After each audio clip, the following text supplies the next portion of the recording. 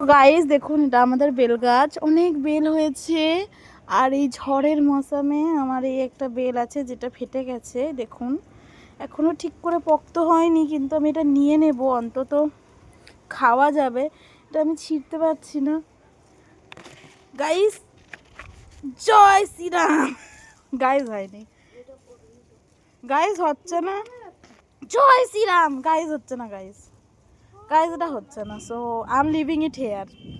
আর আজকের মৌসুম দেখুন guys, wow guys, wow guys, see wow.